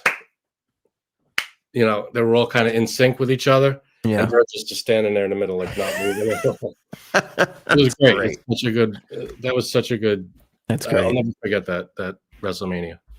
That is funny too, though, because it's like Virgil would get his ass kicked, and then it's like if I was standing in front of Virgil, I'd be like, "All right, never mind." Yeah, no, he kicked all of our. Did he? I feel like he passed away not that long ago. Oh no, did he? I think so. I know Ted DiBiase's still around. What's sadder, them dying or you watching that film of them just like on their little like wheelchair scooter with the fucking oxygen tank, you know, just rolling into the autograph session? Like, okay, here I am. He died February of last year, 2020. Oh, damn. Yeah. So you know who I feel bad for? Everybody who died from like 2023 till now. Because it's like you just survived the fucking pandemic and then boom, dead. Like you couldn't get another 3 years of good times again. Yeah, that's a raw deal. That's a bullshit deal. Speaking of raw deal, Frankie C, Taylor Swift's new record. The great Erin C did a wonderful podcast that you can get everywhere on all our podcast networks or rewatch on Facebook or YouTube or Spotify. Thanks, guys. And first of all, Erin C looked gorgeous. Oh, my showgirl era. I hope you guys enjoyed it. It was half an hour. I still don't know how Frank landed you. I mean, the beauty balance in this relationship is off the charts, unbalanced. I think he's very Agreed. good. It makes me think, no, because knowing his personality, he must have a fucking elephant trunk on him because I can't figure out another reason how he got you. Well, if I was like Taylor, I'd write a song about it. And then that's the other thing I wanted to talk to you about. Oh my God, what happened to Taylor Swift? She's like, what are the other lyrics? She's like, you know, his love opened my thighs and he's a redwood and I'm going to get a hard rock later. And yeah, you got to hear that song. I'm amatized. And she's like, I don't mean to sound cocky. And it's like, girl, calm down. Like, yeah. I mean, I can't wait to look up omnitized after the show. I really understand what the hell you're talking about. But yes, it's stigmatized, but she doesn't want to say it. So she just goes, She makes a noise. She just goes, amatized. Oh, I gotcha. But that should be a word. You're right. I thought the red, that would be great. I thought the redwood line was like, Jesus, fine. That's not appropriate or tasteful or talent laden. You know, I don't know. It feels very un-Taylor to me. I you know, Aunt, when you said before, I was walking my dog and one of my friends got out of her car and she was like, oh, did you know, she's like, I guess you're going to listen to the Taylor Swift album later. And I'm like, later? We listened at midnight. But and I was like, yeah, I guess I heard it. And I was like, let's let Abby listen to Wood. And she was like, oh, is it that bad? Really? Like she couldn't believe me. I was like, I wouldn't be saying it. Yeah, you listened to it first. Yeah, it's funny. The way the rock line I think was first, and then the redwood line, and I was just like, Jesus Christ! It was like a 1-2 punch. I wasn't ready for that. I'm surprised. But you last album too, you were like, hey, there's a couple of bad words in this record. I remember that being part of her little review. Yeah, she seemed to want to like. It felt like kind of like Smurf, like where she could clearly use another word. She was using the F word. You know, like I feel like it kind of cheapened it just a little bit only because she was saying it like all the time, you know. And it feels like if it's used less, it delivers more of a punch like she used to. Like there used to be like one curse an album. Yeah, but in like the last album, I feel like when she used it, it was like, oh, fucking good time or whatever like that. But in this thing, she doesn't use that word sexually, but she does make more sexual references. Like in the last, and she does use the word, but there's a song in this album that's like, what'd she say? I have a bigger. The devil, but I made a deal with the devil because my dick's bigger. Yep, I can make deals with the devil because my dick's bigger. That's one of the lines in the chorus of one of these songs. She also says in the song, she says it so that you can't hear what she's saying. I swear, I had to look it up, but she actually talks about how it's called, what is it? Actually Romantic, and is that it? Anyway, the point is that she says that the fact that you're sending me like hate comments means that you're obsessed with me, so thank you, which I thought was a little immature. But then she goes, I got to tell you, with all that you're saying, it's making me quite, and I could have sworn, she goes, it's making me, and I thought she said swoon, but when I looked it up, I can't say the word. Frank? I'll say it. It's making me, yep. Which is just so beyond. It rhymes with vet. Okay, got you. Thank you. And I was like, that's just beyond to me. Wow. What happened to Taylor Swift? She's What's going on? Do you think it's because everybody just paints her with the picture that she's this like young innocent girl and harmless? Do you think that like I think they used to, but I don't think it's been like that for a while. The last few albums anyway. It's not she's brought out some, you know, like the subject matter has been not, I don't want to say explicit, but adult, you know, so I don't think they, compared to like when she was first coming out with albums, it's been more mature, let's say. And I just don't understand the timing. Now, I'll admit I'm old fashioned, like when it comes to this stuff. And I know I saw you in the pearls. I was like, wow. Yeah, that was clutching them. But it just also, and I don't mean to, I don't know if I'm going to regret saying this. My dog is snoring so loudly. Yeah. You hear him? Okay, that's but it just feels as if she's newly engaged, and it just feels like she's wearing all these like scantily clad. I know it's the Dexter is like, stop talking. He's trying to censor me. It just feels like an odd time to be doing this phase to me. Yeah. What do you think? It's not going to happen? You think she's going to get cold feet? I don't know, man. With that, she seems head over heels. She really does. I'm just saying it's an odd time to be, you know, like if I was, I don't know. I don't want to say it because I feel like it sounds old fashioned and fuddy-duddy. It's just that when I became an engaged woman, I put my clothes on. You know what I'm saying? Shut down the shop? You closed your business? I put on my spacesuit until tonight. Then anyway. Who said hot and heavy? I didn't say hot and heavy. Sorry. And you come in with your hot and heavy. So you think she's hot and heavy or head over heels? I think so. Yes, I think so too. I wonder. I mean, there's a lot I don't like about it. I don't like that the engagement announcement became the album announcement. You know, it was all she's always intermingled her personal life with everything. That would worry me if I was Travis Kelce. I would be like, am I, you know. Well, the next album's probably going to be about her kids or something. Who the hell knows? Is she going to have a next album, or isn't the life of a showgirl? Does she retire in the end of the album? Well, I'll let Erin speak to it, but I feel like we all speculated that. Yeah, why are you talking? You have a Taylor Swift expert, and you're just like jumping in with your little opinion. I'll stay quiet. Well, this one threw me for a loop because I saw this article and it said, I went to I'm not a Taylor fan. I went to the Eras tour. To me, it sounds like a farewell. And I was like, oh God, I think this woman's right. I was like, I always thought that the Eras tour was going to be the end. I thought it was, I've done everything for you guys. I did every album. I did every song except for 6, I think. And like, goodbye. And we would just have to be happy with it. And then 45 minutes later, she's like, guess what? It's a girl. So now I don't know.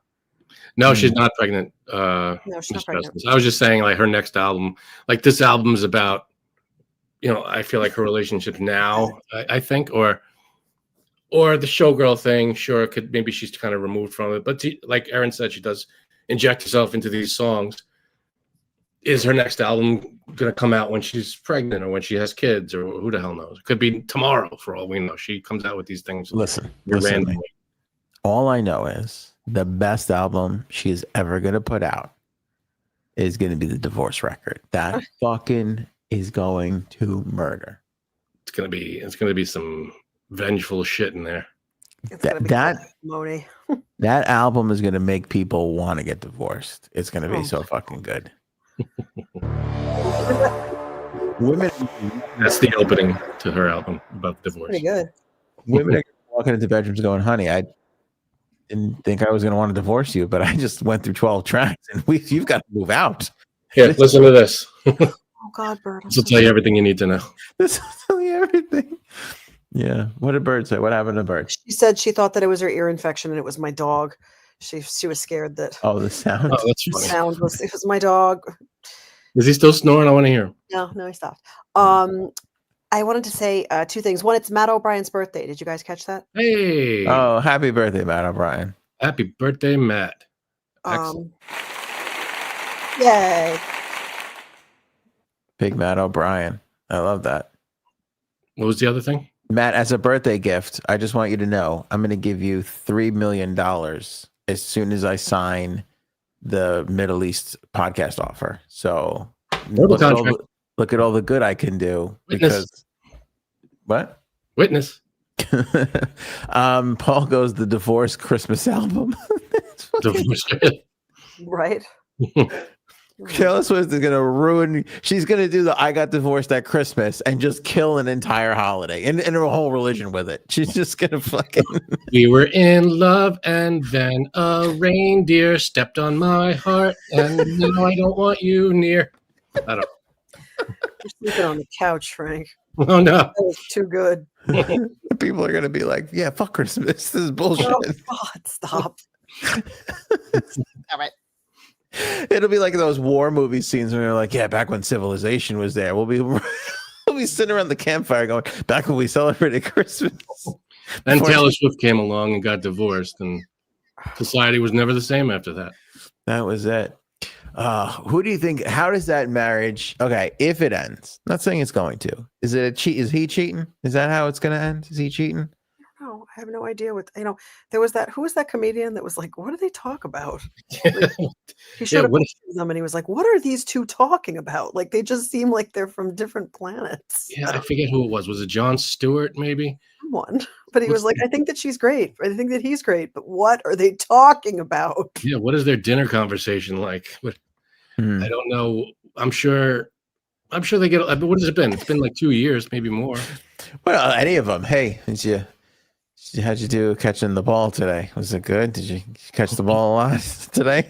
Yeah. You didn't see it? I did. What did you do? Would you fiddle on the guitar again today? Did you write another song? You know, This one about me? No. All right, then I don't care. That would be me though. I would be just busting into the studio every day going, "Who the fuck is this song about?" Oh my God. Because I have never made you do that. So I don't know what the fuck you're singing about. Get those words out of my mouth. No one's ever called me Redwood. Who the fuck is this about? Anyway. How was Art before we get into the game? You guys saw the play Art. It was good. Which was about, if people don't know, about Art Garfunkel and how he grew his hair like that. It was transformative, I hear. Unbelievable. 100 minutes of hair growth. No intermission. It was good. It was one of those, it's just 3 actors on stage, coming in and out, but it's just the 3 of them. What are the names? Neil Patrick Harris, James Corden, and Get to the point, baby. Say it. What's his name? Bobby Cannavale, the only real actor in there. You're an idiot. They were all good, but it's a really good show. We saw it on Broadway last weekend, and started out. Where were your seats? Were they center row cuckazine? Very good. Yeah, they were. Go ahead. You were saying. Oh no. Cuckastra? Middle cuckastra? Fuck you guys. I can do it too. I can get to this. Go ahead. I'm not gonna say anything. Go ahead. You go. No, if for people who don't know what it's about a guy who buys a painting that is literally just a white painting, and he pays a lot of money for it. It's a blank canvas, supposedly, but it's painted. It's a canvas painted white. Okay, and it's supposed to be. It's by this great artist, and there's, all throughout the thing they're like, oh, the subtle this difference in the lighting, and it's about the guy who bought it, his justification for buying it, the friend who was like, "You're an idiot. Why'd you buy this?" And the other friend who's trying to like be the peacemaker, and he's like the guy in the middle. And it's really interesting to watch. It was a good was it hour and 40 minutes, 120. Yeah. Oh, was there an intermission? No intermission. No, it was 100 minutes. How long was it? Well, the whole thing is they said it's between 95 and 100, depending on, Yeah. like audience factor. Pausing for emphasis. Yeah. Yeah. It was really good though. No, they were all strong performances, all three of them. So if you're in the city, or I don't know, it's a limited run. I think it only goes till December. But if you're in Manhattan and you get a chance to see this show, it's worth it. And it's called art. Matt said it was called Cuck Art, so which is also I loved him in Batman, Aaron Cuck Art. He's good. He's really good.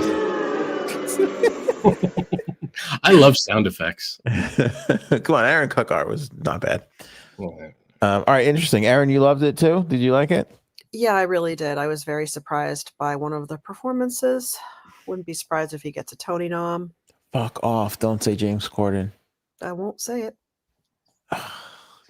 You were going to say it, though. It's not Neil Patrick Harris or Bobby Cannavale. Who's ready for the game? Damn it. Damn it. He brings it, man. He's so good. He was I didn't want to. It's not like I'm holding up the James Corden signs in the audience. Newfound respect. Just really? That good? Yep. So good. Shit. And again, begrudgingly. But you got to give it to him. You got to give it to him, man. It was so good. Oh, I mean, I don't have everybody. Everybody says whatever about him, about his personality. He's not the greatest to work with, or whatever. I don't know what the specific complaints are about him. But in this, I thought he held he was the show. He was great. He's the show. That's the show. There's the show. That's the show. Wow.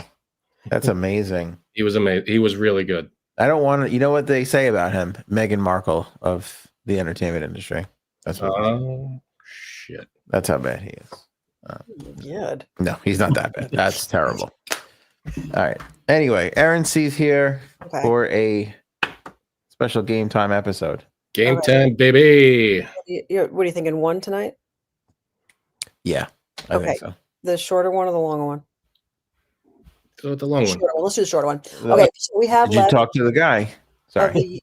What we have left for the alphabet is W and Z. So tonight we'll do W. It's blind top 5. W with 8 spaces tonight. And the what? What did I do? What happened? I did something wrong. No, you just said it's W tonight, and in my head I was like WBT5. I love when you make yourself laugh. You laugh like you're out of your mind, just sitting there, like nobody else knows what the hell is going on. WNBC. WNBC. WBT5. Sounds like we're saying the same thing. Oh, my dog's snoring again. Hey, Bird. You're gonna make Bird nervous. And yes, you need paper. Lindarella, mark it 1 through 8. 1 through 8, and basically I'm going to give you a topic. I'm going to give you 8 separate things. You're going to put it, if you like it, higher, more toward 1. If you don't like it, more toward 8. You're not going to know what's next. You might like your list at the end. Chances are you won't. And here we go. So the topic, it starts with a W, and it is just W songs that start with W. There are 8 of them. I'm going to give you a hint, though.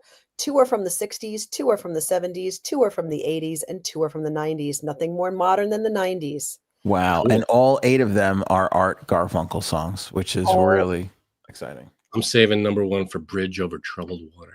It's Bridge Over Troubled Water for this game.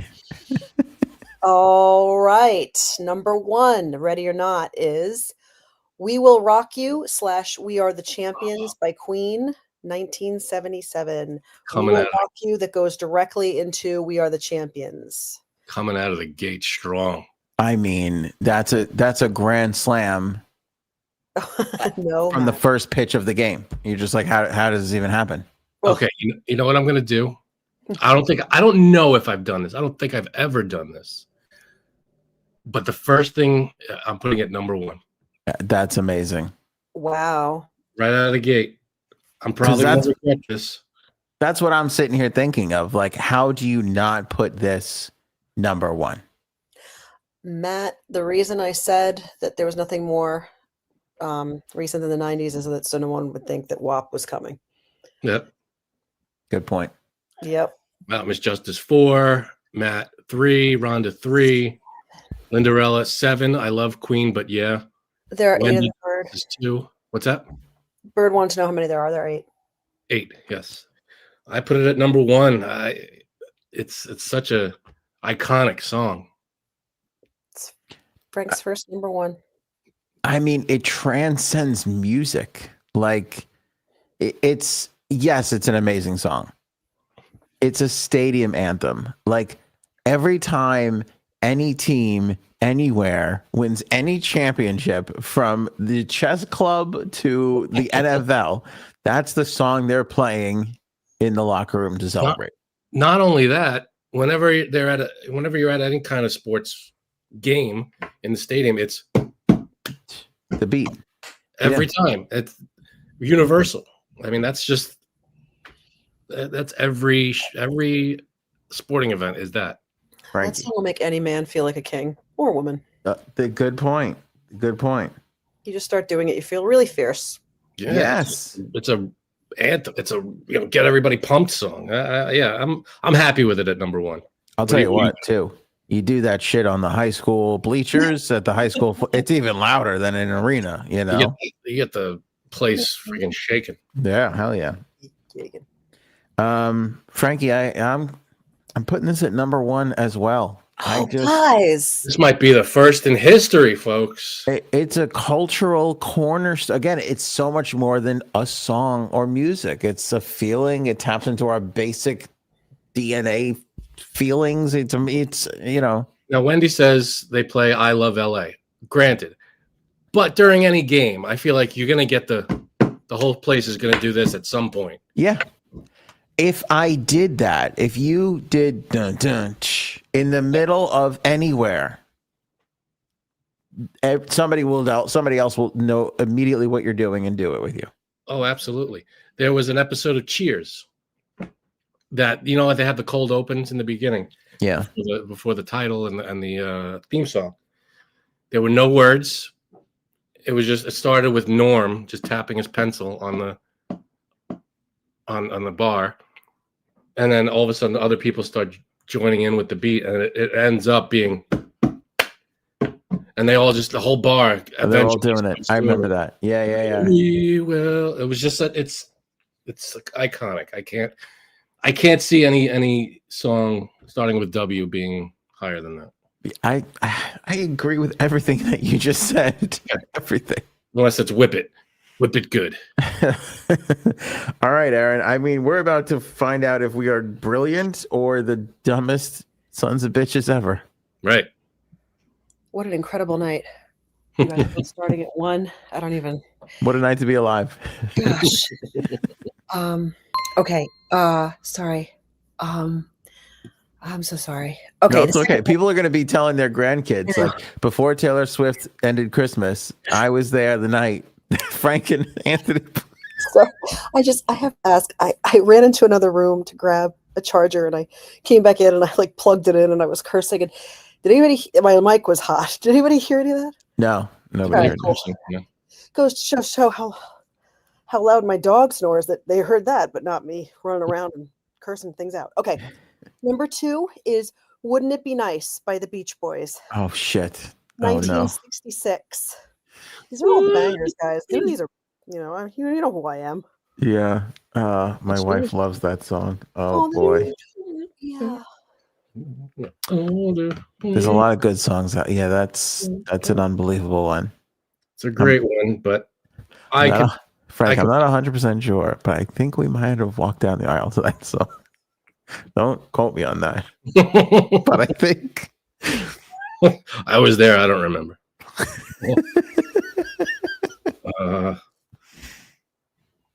I'm gonna put this. I'll put it at 5. Wow.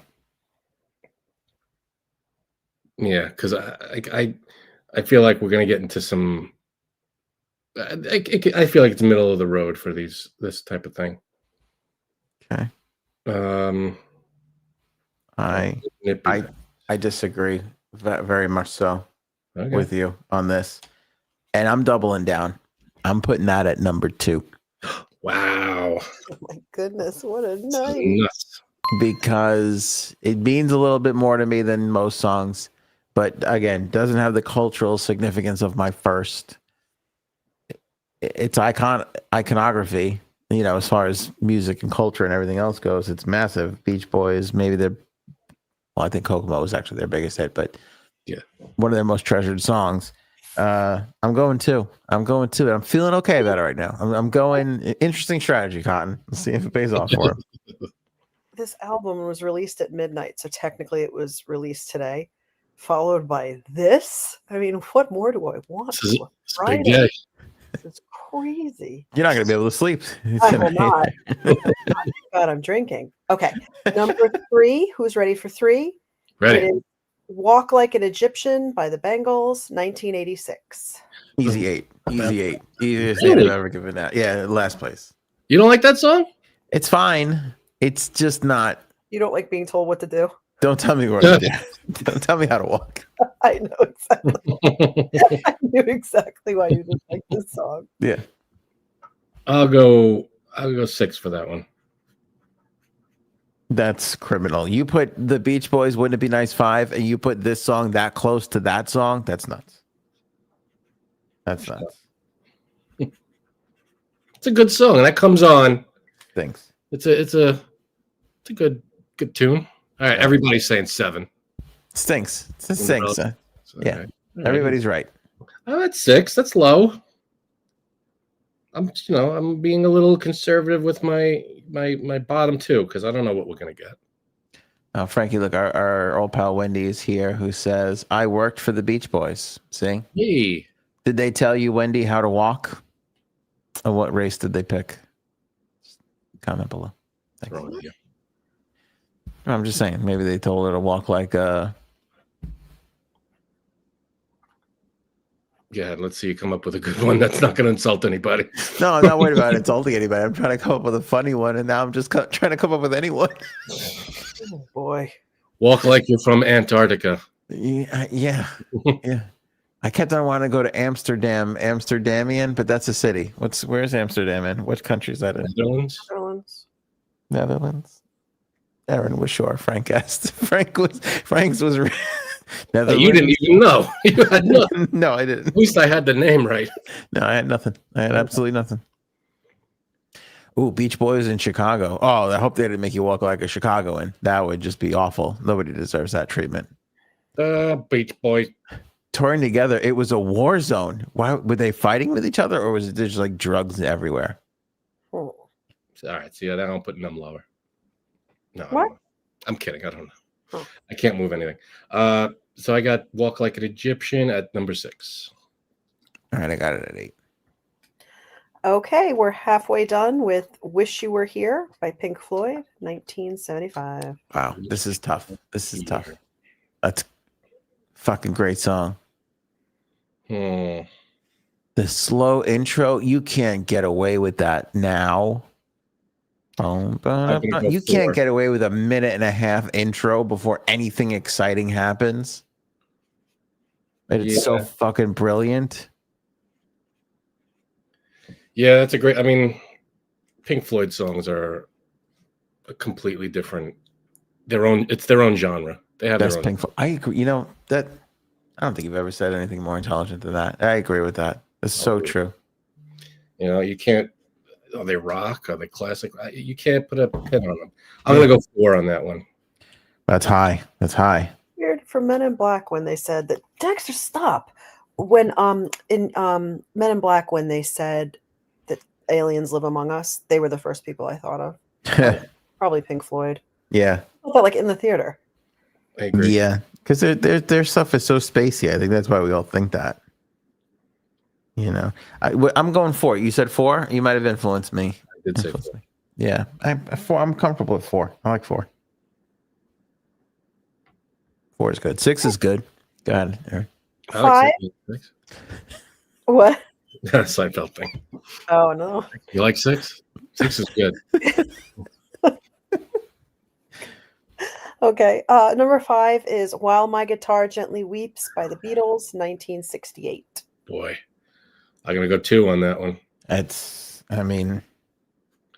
Then plus when George Harrison died, that was like, you can't. It's the greatest George Harrison Beatles song. No, I'm not saying it's the greatest George Harrison song, but one while he wrote in the Beatles. Yeah, I can't name other ones that he wrote. I wrote a lot of good ones. I'm sure, but I don't know them. I'm gonna go "While My Guitar Gently." You looking it up? Let's see. You got 2 for Christella, 8 for Linderella, 2 for Miss Justice, Rhonda and Robin both at 1, Bird at 4. All right. I can't argue with 4. I mean, honestly, who did I have? Linderella is the only one I got a problem with there, putting it at 8. But maybe she doesn't like George Harrison. But I mean, all those other ones, like you can make an argument for 1 on this one for me. Yeah, I got it at 2. We'll see what else comes out. We got 3 more to go.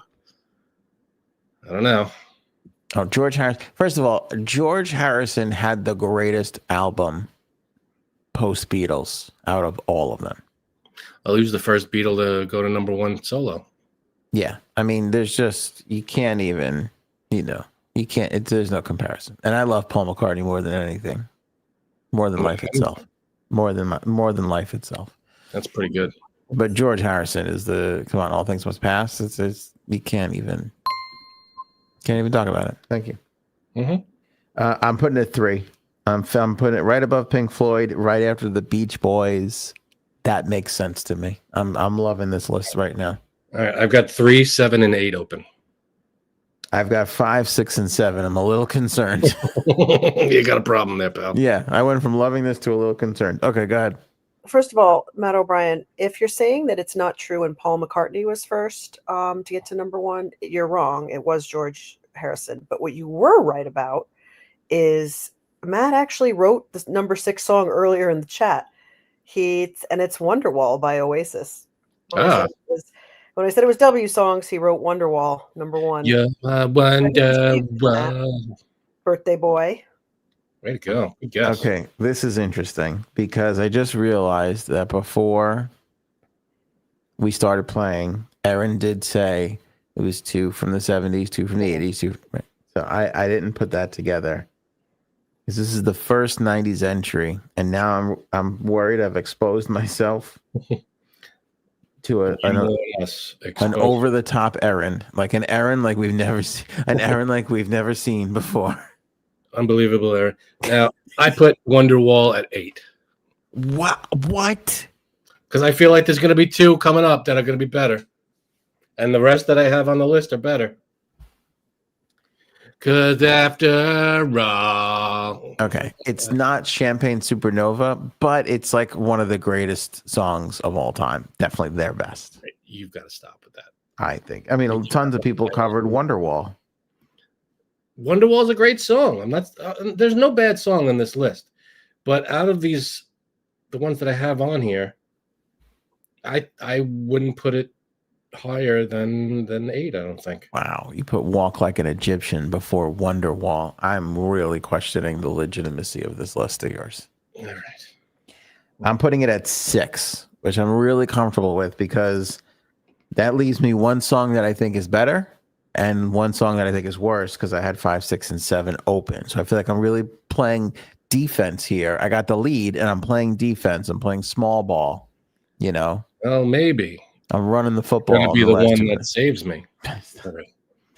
I get it's a little cheesy after a while, but it's still, it's kind of good. It's kind of good. No, it is good. It's not a bad song.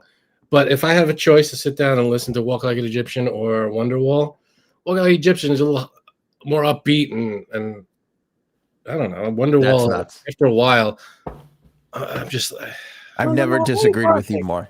Sorry, Aaron, go ahead. No, I just don't know why Linderella's barfing. These are all fine songs. Really, you're right. Sorry, I cut you off. No, it's okay. It's all right. All right. I was gonna say something stupid anyway. You saved it. Yeah. Matt has another prediction. Uh-oh. Is working 9 to 5 coming? Is Matt the Simpsons of Blind Top 5? It's possible. That got way more out of Aaron than it deserved. Oh, man. They do sound like that. All right. Penultimate is, guys, I'm going to tell you what I want.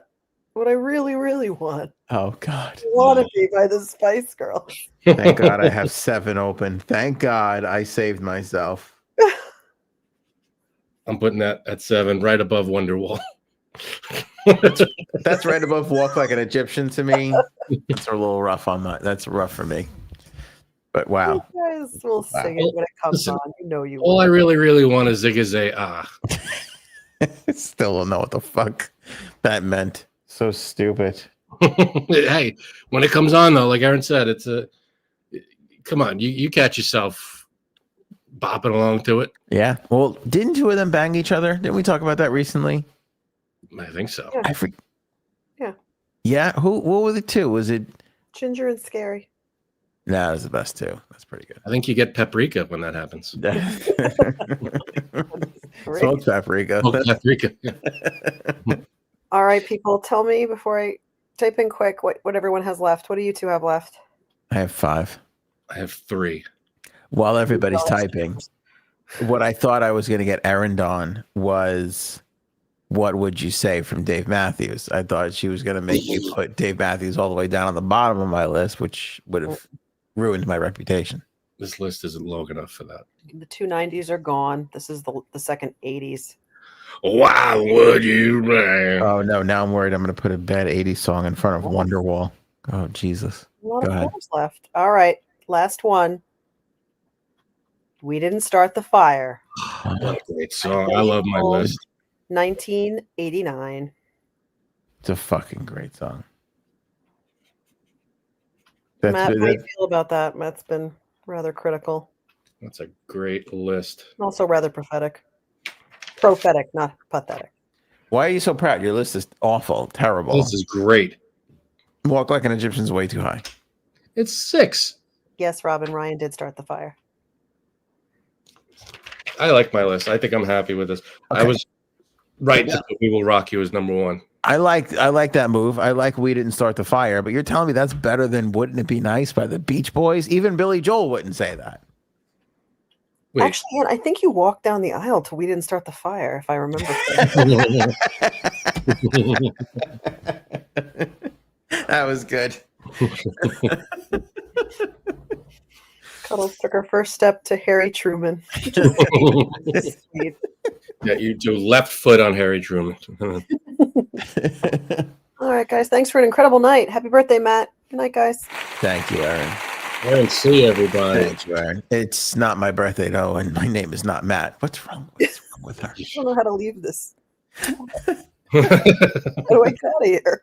It's a new setup. I can't figure out. I'm just going to shut my computer and hope it works. Push down the top of my laptop and hope I'm gone. Just pour a glass of water on the laptop. Put it in the fish tank. And I'm gone. Knock the car over it. That was the funniest thing she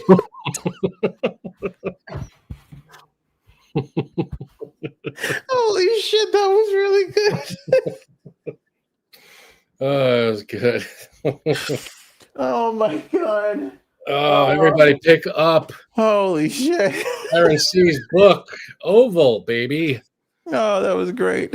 Written by Erin C herself. It's available on Amazon. Link in the description below. Wonderful book written by Erin C. It's a great read. You can get a hard copy like Anthony's holding up, or you can download a digital version. Both available on Amazon right now. Nice. I think they got a Prime Days coming up, Frankie C. Ooh. I don't know if they're calling it Prime Days anymore, but they're more like, hey, everybody, get your shit together. We're going to put a bunch of shit on sale. So That's not as catchy a name, but I'm in. It's the Amazon. We're putting some shit on sale. That's really good. I'm there. Yeah. Anyway, as you're going out there and getting some cheap electronics and extra, like, honey, do we need 1,000 coat hangers for 46 cents? As you're getting all that stuff, throw Oval into the cart. Put Oval in there. Oval. It's a wonderful, wonderful book. Yeah. Written by Erin. You're not going to regret it. It's a great book. It was a great book. That was maybe at a time where she gave us her greatest bit ever, which is that was fun. How do I get out of here? That was fun. Top 10 line of all time just now. It's amazing. It's been an amazing night. Show me potato salad. We'll see you guys next week. Maybe we should go now. Go ahead.